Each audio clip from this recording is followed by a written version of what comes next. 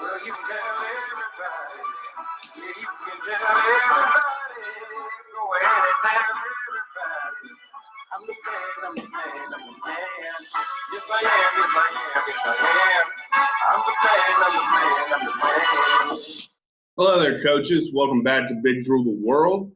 We changed up our intro music today as we get ready to talk about what makes the Wing-T Offensive Lineman. And I think when we get down to it and we start talking about offensive linemen in general, or, you know, the Wing-T Offensive Lineman in this case, as we start to get to the tail end of our deep dive series into the Wing-T, I think we're definitely talking about the man when it comes to the offensive lineman. So we're going to review for you sort of what our base plays are before we get in. So we got to know what the Wing-T offensive lineman, what makes the ideal Wing-T offensive lineman. We want to break down what their responsibilities are. We want to break down what the offense needs more than anything. And we also sort of want to give, you know, what type of kids are you looking for when you look for your Wing-T offensive lineman. First, let's take a look at the whiteboard and let's review our base plays a little bit.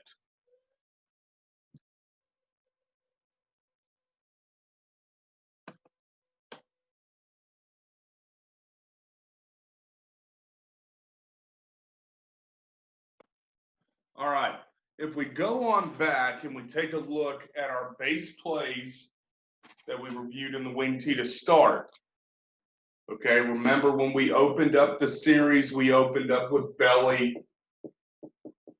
we opened up with down, then we went to power, trap, buck sweep. Then we followed that up with our sweeps. We had our crisscross. We had our waggle. Okay?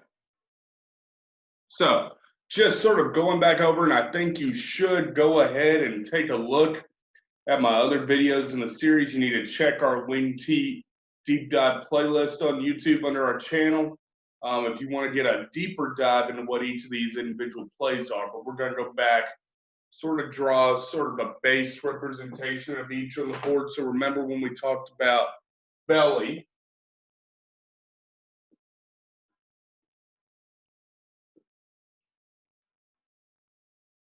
remember that is our play to the backside right here, where we generally have our cross block, block back, block back, block back. I've even heard from some coaches talking into a Wing-T group chat that we would, let's say I get a 3 to this side, boom, boom, boom, boom. So we're giving you a traditional under. They actually talked about, so in the belly, having sort of a fan block and hitting that sucker in A gap like ISO. Okay, but that's your belly. You're down out of the same series. Okay. It's fast. Play side guard pulls. Collapse them down right here. Boom, boom. Kind of hard for the 1. I'll have a 3 there. That'll help us. Put the 1 backside. I wouldn't suggest running the down if you have a 1. Some Wing-T coaches can hit me up on the comments and tell me you can run down with a 1 technique to the play side and tell me how to do it, and I'd love to hear it. So we got belly, we got down, trap. Just again, very quick draw up. Where now we're kicking that A gap person right there. Block down, block down. Power.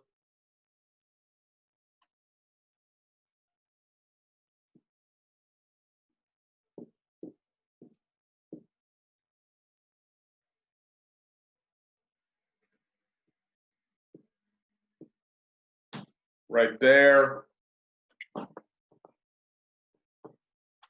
We got power, we got the buck, which you're actually going to sort of collapse.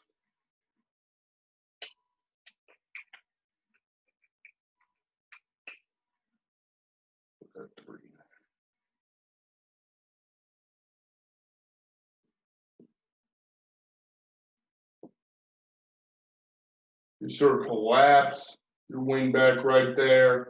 You got down blocks, pull kick, pull alley.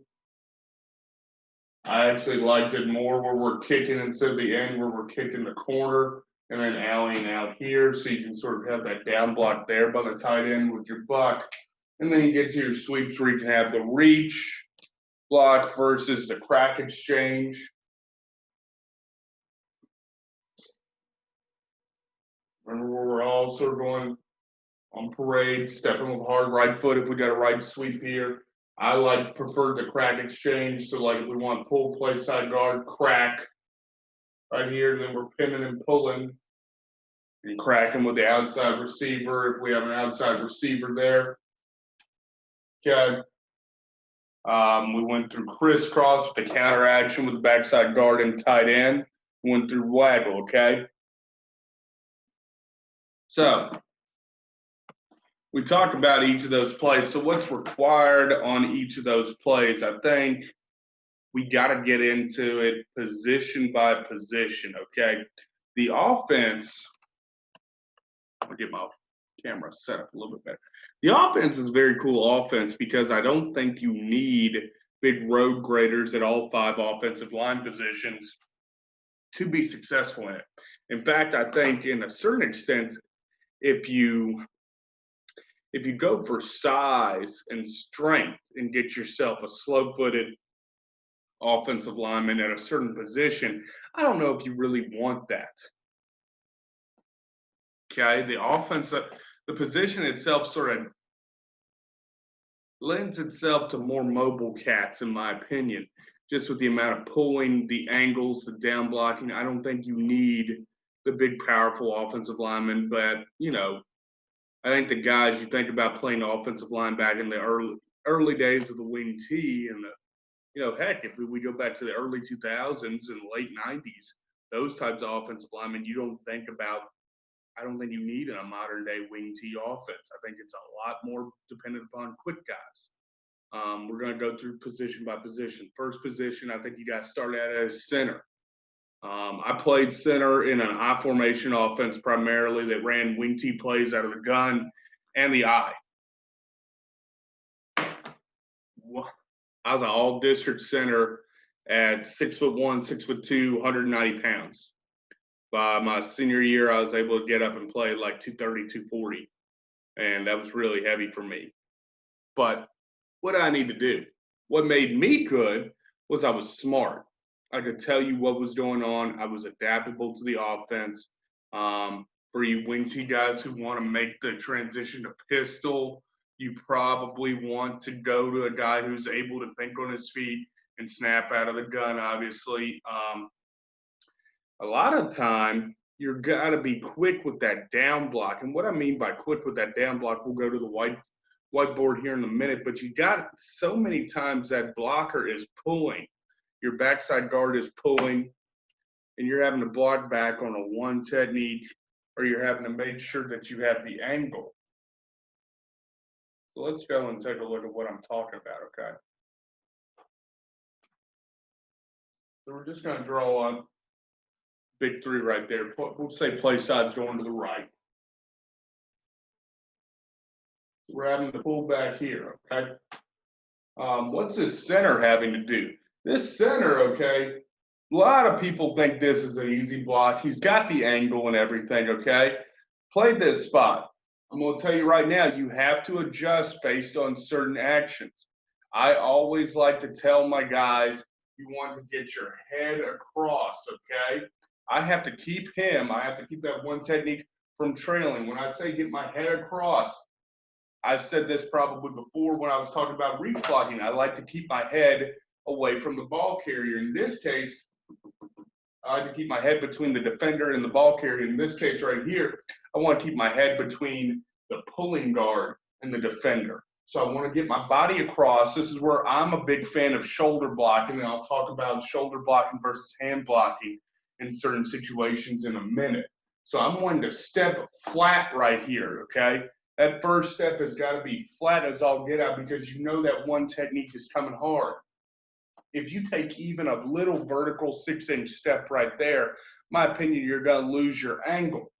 So you got to turn your hips, and we sort of teach the guys to sort of pivot, almost like a flat pull, and we'll talk about the different types of pulls in a minute. Almost sort of a flat pull step, bang, get my head and shoulder across, and I want to keep, if I'm blocking back left right here, I want to keep my left shoulder blade and my left cheek want to be ahead of him, and I almost want to fit him up. I almost want to fit my guy up. I teach my guys right here. It's hard to look on the camera.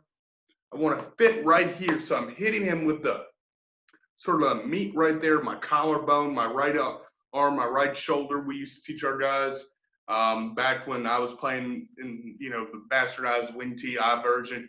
Arms up right here. This is how we're getting our shoulder block in. We're getting a big surface right there across. My head's in front of the blocker right there. I'm going to fit him up right here on the right side of my cheek. And that's what I want to do. And then I want to get my feet gathered. Get back there. I want to get my feet gathered, and I want to prevent him from following. You have to do this over and over and over again. So you got to know what the offense is doing. You got to know what you need to do there on nose guard a lot of times. You got to prevent them from shooting the gaps. In my opinion, talking about defensive coordinators, if you put a larger, slower kid, won't say fat kid because we got some big hog mollies who can move. And those guys are tough to block. But if you put a little quickster right there, that one spot, I hated it. Because I might be able to lay on him a couple times, but he'll beat me once or twice and get his butt back there. So you've got to be fast. Talking on a Wing-T football page on Facebook, what did they say they look for in the center? Probably being more of your wrestler type. Again, I apologize, coaches. I'm playing around with a new webcam.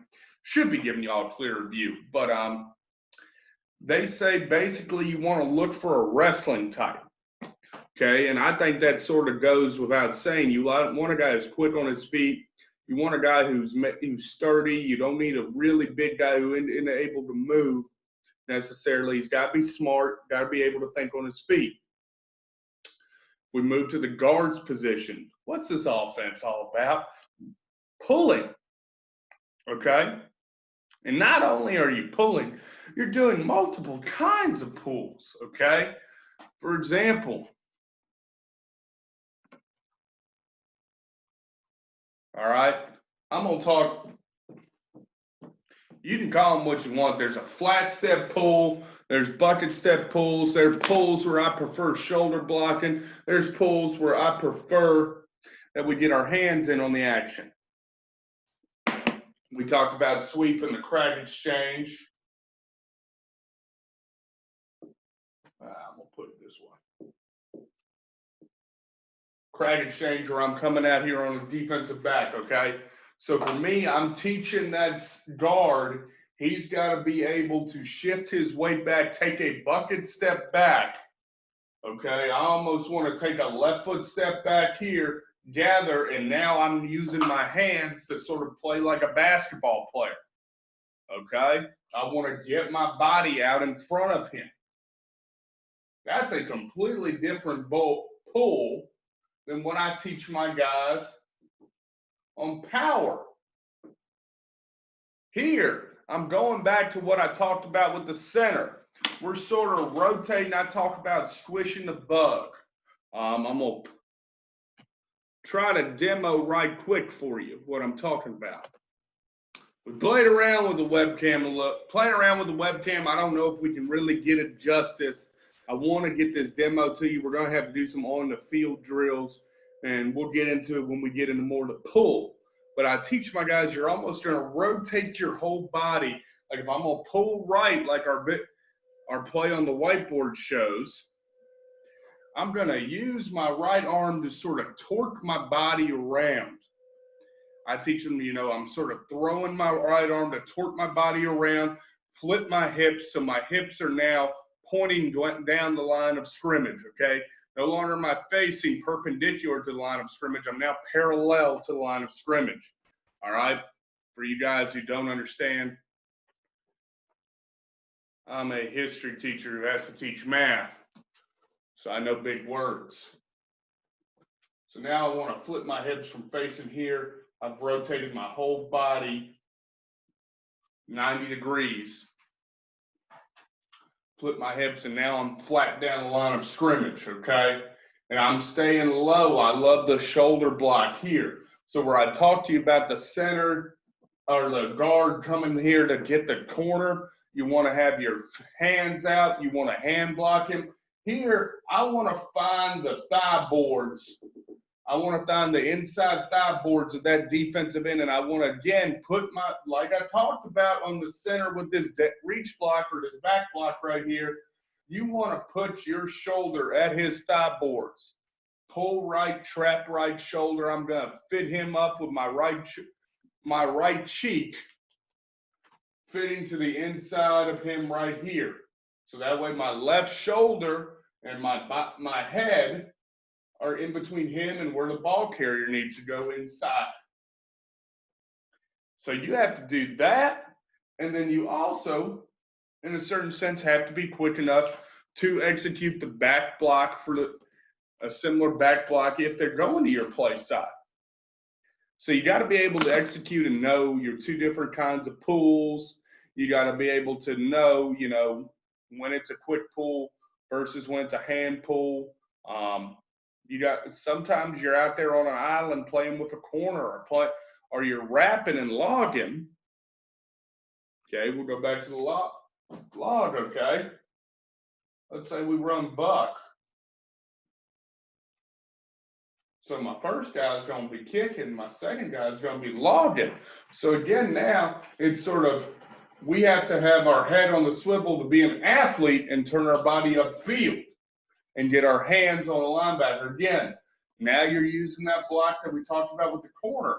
I don't want to employ that block on the power because I want the power and the trap and all of that to be more of a forceful, you know, we're going right now. We don't want to get our hands. We want to make an adjust. You know, we want to take that defensive end out right there. When we're coming with the log block or we're coming with the bucket pull out here to the corner, now we're playing more of an athlete in space. We don't have, you know, playing power and trap, we're not playing in space. You know, so to be a guard, you really have to go from pulling. You have to go from having to pull in a crowded environment on the line of scrimmage to having to pull in space. And it's a real adjustment. I mean, you got to be able to execute both types of pulls. I played guard some. I played center when I made varsity. I was a guard before I went to varsity. We just had better, quicker guards. I was aggressive enough and smart enough that I was able to get a spot at center. You know, when I talk about quick guards, okay, these are, when I talk to the Wing-T Facebook group, they said they try to look for your fullback, linebacker type kids. All right, so you're probably asking yourself, where are my road graders? Where are my big bruisers going to go at? That's where you get to your tackles, okay? Not as quick a feet, don't have to pull. They're the ones that have to get their weight, and they have the angle for the down block, okay? They have the angle, they have to, you know, a lot of times they're doubling to the linebacker, and they're taking that defensive lineman, okay?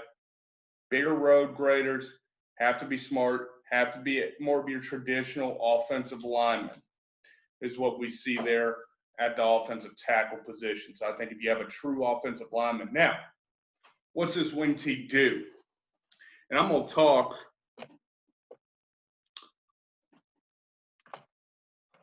Now, what's some of the what's this Wing-T do? We'll talk about in a second.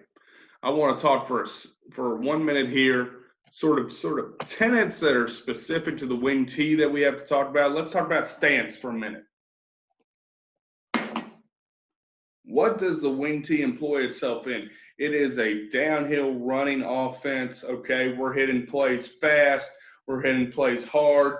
I like to tell my offensive linemen, okay, I'm a traditional Wing-Tist, and this is me studying the offense. So Wing-T coaches, please comment what your opinion is. You might think I messed it all up, and that is perfectly fine, but please tell me. So I'm teaching my guy flat back,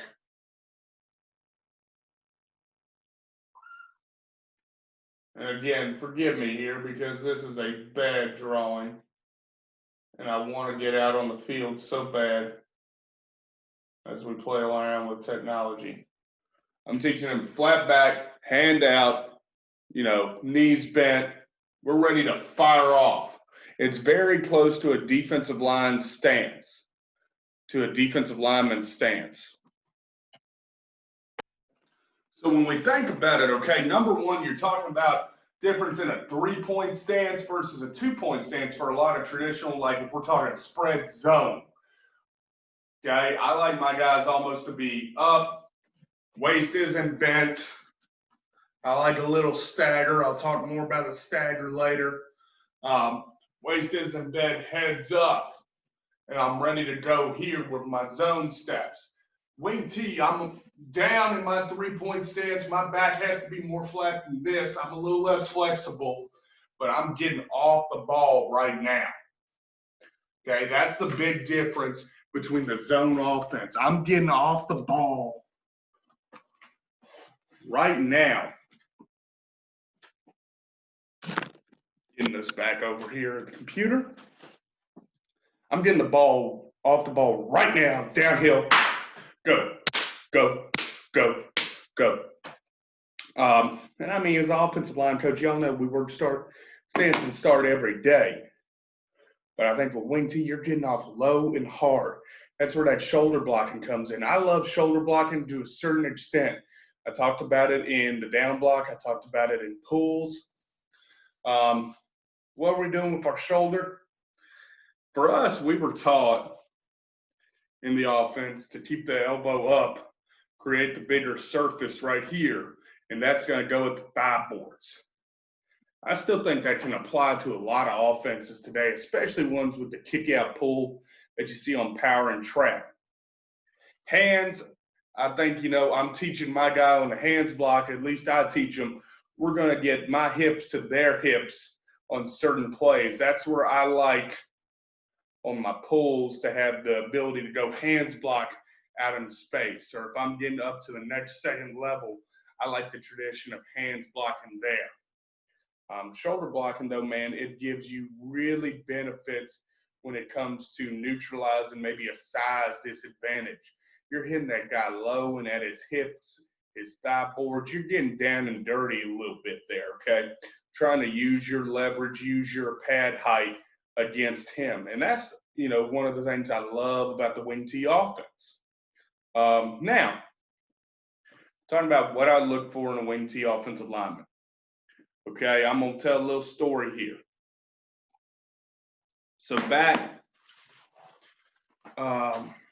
let's take you all, for some of you younger coaches like me, I'm probably taking you back to your high school playing days. But I remember being a kid in 2007. I was a junior in high school, and we were starting to run the spread 2x2 offense. And we were putting our base run plays in, but we were going to run it out of the shotgun set.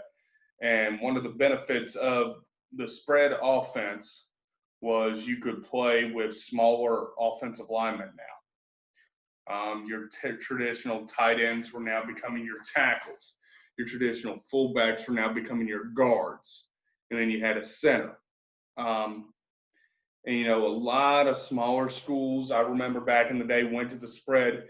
Because of that, they didn't have enough offensive linemen, had more skill kids. We had skinnier kids, fast kids, who we could get the ball to in space. When I was a kid at Buckingham, that was our problem. We wanted to get more skilled kids on the field. We had some good ones. Trying to think of the year 2011. So I graduated, my senior year was in 08.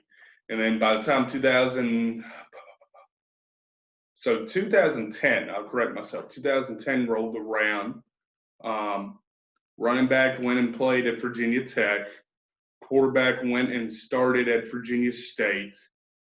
One wide receiver, trying to think here. One wide receiver ended up being an All-American at a Division III school. Another wide receiver ended up playing at a Division III level. Another wide receiver ended up playing Division I basketball and playing in a G League currently, I believe. He played overseas some, is now in the G League. Our backup running back ended up being an all-state running back by the time he graduated. That's what we had for skill positions. We filled the offensive line with guys who could move. Some of your traditional tight end fullback types went down to the offensive line and became guards and tackles. Now, don't get me wrong, we had our big road graders when I coached too. We had an offensive line 2014 that the smallest guy was 280. And we were small 2A high school at the time. So that's a big difference there. But with all that being said, I think you see a lot of that same tenet in the Wing-T offense, that you don't want to be dependent upon having big road grading offensive linemen, big, bulky, stronger guys in your offensive line arsenal all the time. You know, I had to play guys when I came over to Chatham High School because I didn't have enough strong kids. I had to play guys who were definitely running back type kids at line because I didn't have enough linemen. You want to find an offense where you can take tough kids and put them on the offensive line, not necessarily big kids. So I think you're looking for a smart kid, and I think you're looking for good feet. Good feet, good hands, smart. Okay, because they got to be able to figure out the offense. That's not to say that the offense is complicated.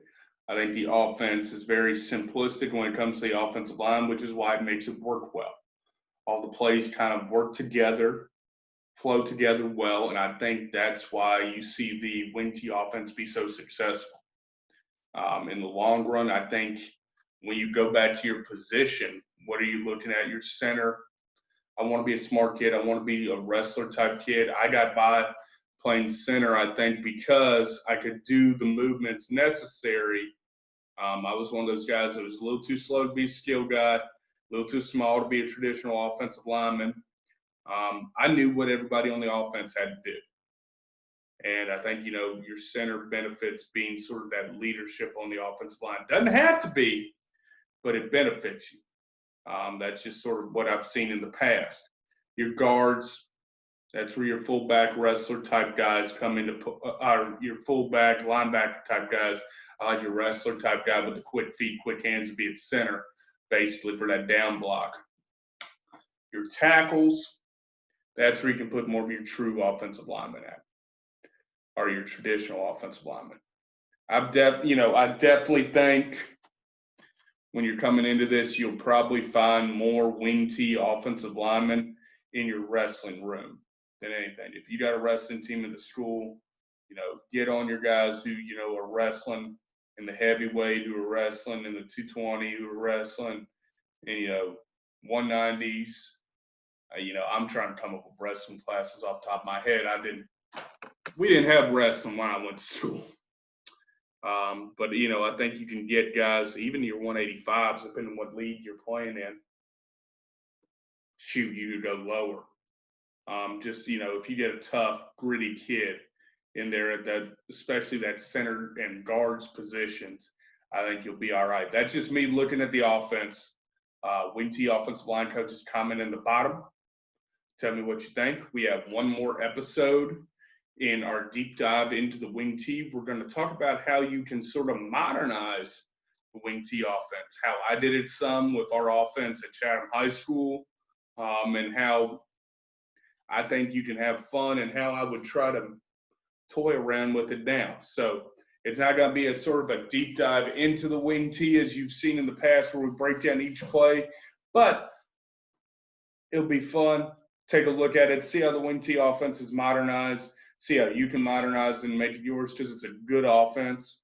Until then, coaches, remember, if you want to score points and you want to win games, you got to put up big numbers of points. That means you got to dominate the trenches. And for that, you must learn that bigs rule the world. Thank you, coaches. See you next time.